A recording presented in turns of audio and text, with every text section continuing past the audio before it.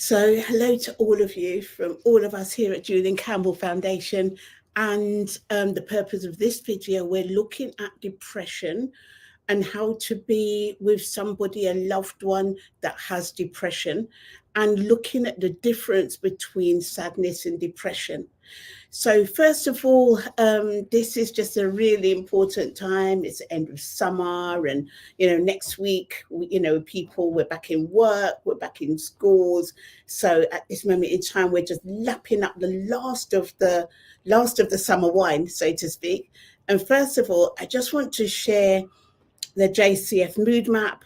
Let me just see if I can change that round a little bit. So you can see that mood is a mixture of two things: how much or how little energy you've got and how you're feeling. You're feeling like really, really good about things, or you're feeling really, really negative. Really, really negative or really, really rubbish. And it's those two things: how much or how little energy you've got and how you're feeling in that moment, that gives you your mood. So looking at the mood map, like last week or the week before, actually, we looked at anxiety, what that looks like in a mood map. What kind of things would be making young people around us anxious, the exams, waiting for the results and all that kind of thing. And then when we're looking at sadness or depression, we see that it's more of a low energy mood. So we're looking down at the bottom box where it's blue. We can see sadness here and almost on a continuum going down, depressed or depression. We can see that even though both of them are low mood, that it is a continuum, that sadness would be low mood, but also like low energy. And then depression would be a low energy, real low energy. It comes to the point where, people don't really want to speak with other people. They're not in the mood for it. They want to kind of like lock themselves off. So first of all, let's look at the difference between sadness and depression. We can see sadness up here in the mood map and depression down there in the mood map. So we can see that there's much less energy in the depression than there would be in the sadness. And look, there's lots of things that can happen. For example, like our young people last week, they received their GCSE results. They received all of their results, and some of them were elated with the results. Some of them were saddened by a couple of the results. Hello, Marsonic. And some were devastated because it was more than one exam result that they had, and it wasn't what they wanted. And like some people were just thinking, well, so there was one friend, her daughter didn't do too well in her maths exams, and that was impacting where she was going for a sixth form to do her A levels. And it becomes all about what you didn't achieve, all about the grades you didn't achieve. And because of that, that would put you in, it would stress you out, first of all. Then you start feeling sad and you start feeling low energy, low mood. So what can you do in that moment to stop it from going down to a depression? So the good thing to do is to make sure that if you've got young people around you that are experiencing these things, that you're there listening to them, listening to what they're saying, listening to what they're dealing with, because through that you can provide them with the support. You give them the space for them to articulate what it is that they're dealing with. They can start looking at the results, why they didn't get the results that they wanted, and go through all of that to come out to the other end. When they come out to the other end, they'll then start making their decision what they're going to do next. Are they going to repeat? Is there going to be another option for them? So when we're looking at low energy, low mood, it's really, really important not to to say, oh, look at you, you're not doing anything. Or sometimes what people do, they burst into the room or burst in like really high mood and could say, yeah, come on, let's go, let's do this. It's really important that we match the mood of the person we're speaking with, because if we go in and we're speaking and it's almost on a different wavelength, then why should they listen to us? So first of all, it's important to match their mood and speak with them in the same mood. So you're kind of like copying or recreating what mood they're in.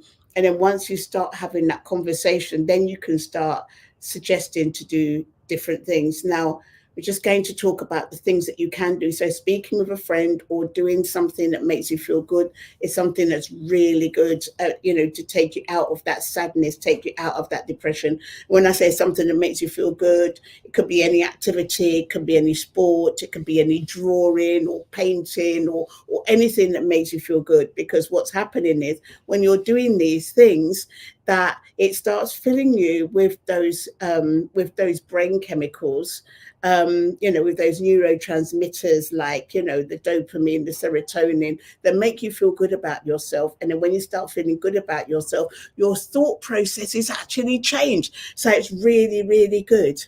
So another thing that you can do when you're speaking with somebody and you're speaking with them on the same level and the same wavelength, and you start suggesting things they can do, you can then suggest, like, maybe we could go out for a little walk, because government guidelines say that young people need 60 minutes exercise a day. So it doesn't have to be 60 minutes all at once. It can be 10 minutes here, 10 minutes there, like a slow, relaxing walk to the park or up the road or something like that. Adults need 40 minutes a day. So it's really good. And lots of research studies show that a continued exercise, walking for about 40 minutes a day, being an adult, or 60 minutes a day, being a young person, is a natural antidepressant. Yay! It's a natural antidepressant. Hey, is that you, Cheryl?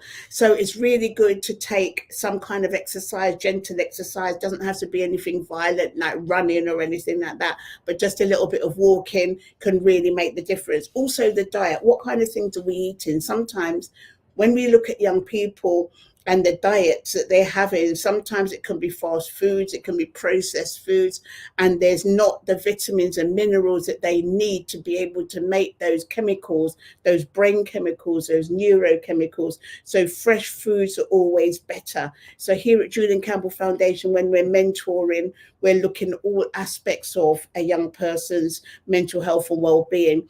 We have our mentor supporting them and showing them how to manage their mood and to change their mood, because just because you're feeling a bit low mood, low energy, and you're feeling sad or depressed, it doesn't mean you have to stay that way. There's lots of things that you can do.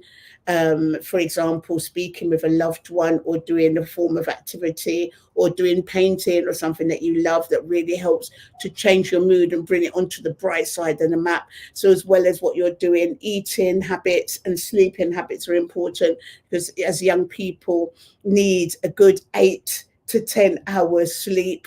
And so all of this going to bed after 10 o'clock, like 11 o'clock, 12 o'clock, 1 o'clock, 2 o'clock, isn't really going to work, because that sleep time is important. That 8 hours is needed, because at that time when the young person's sleeping, they're making all of the chemicals and everything that they need, cleaning the body.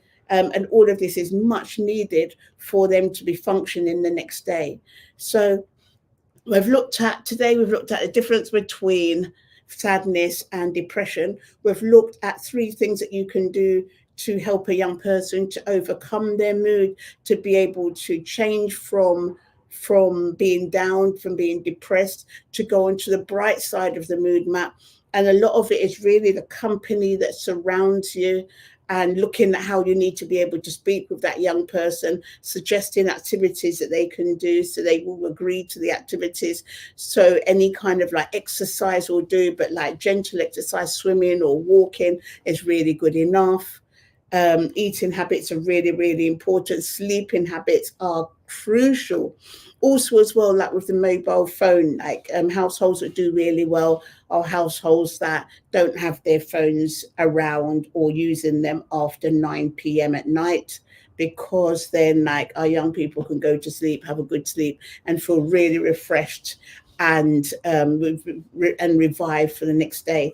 So thank you for watching this video. Thank you for asking for us to speak about mental health and well-being, and what we can do to improve and raise the levels of mental health of our young people, especially at this exam time. We've just received their results, and next week they're going back into school. Next week we're speaking more about how we can prepare our young people for the exam year, and this can be for any year group. This can be for, to really start the year powerfully, instead of all of the lastminute.com revision strategies, which will just lead to increased stress and anxiety, which is something we don't want our young people to be dealing with. So thank you for watching this video. Thank you to all of you, from all of us here at Julian Campbell Foundation. I'm wishing you an amazing weekend before you finish and before you start work or you start school next week.